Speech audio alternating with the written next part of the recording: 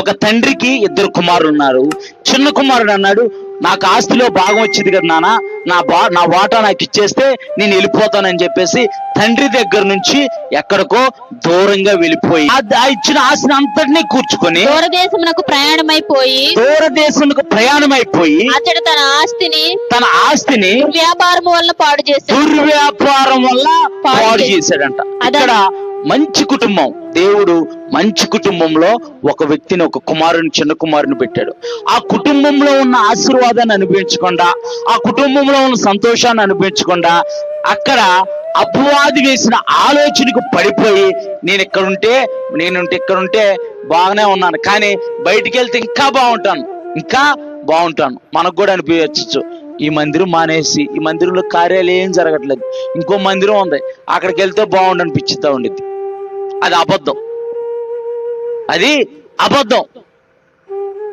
ఇక్కడ చిన్న కుమారుడు, ఇక్కడ తండ్రి ప్రయాసపడి పెంచాడు.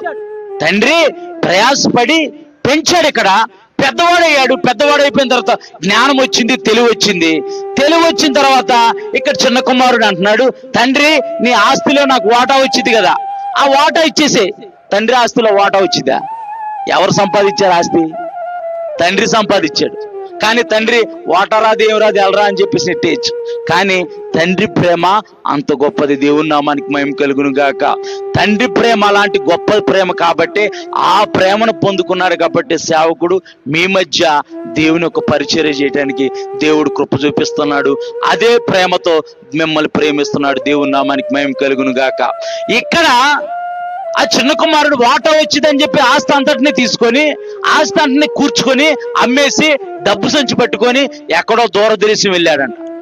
దూరదేశం వెళ్ళిపోయి అక్కడ దుర్వ్యాపారం వల్ల, అంటే జోదవాటము, వేసులతో తిరగటము, పేకాట ఆడటము, బెట్టింగ్లు కట్టడము, నానా రకాల రోత పనులన్నీ అక్కడ చేశాడు. చెడు అలవాట్లకి బానిసైపోయాడు. ఇక్కడ ఉన్నప్పుడు మంచిగా పరిశుద్ధ జనాంగంతో ఉన్నాడు. దేవుని మందిరానికి వెళ్తూ వస్తూ ఉండేవాడు. దేవుని ఉపదేశాన్ని ఉంటూ ఉండేవాడు. తండ్రి తన కుమారుడిని భయభక్తులు చూపుతూ ఉంటుంటే ఆ మాటలకు లోబడి జ్ఞానం కలిగిన కుమారుడిగా జీవించేవాడు. ఇప్పుడు చెప్పేవాడు ఎవడో లేడు.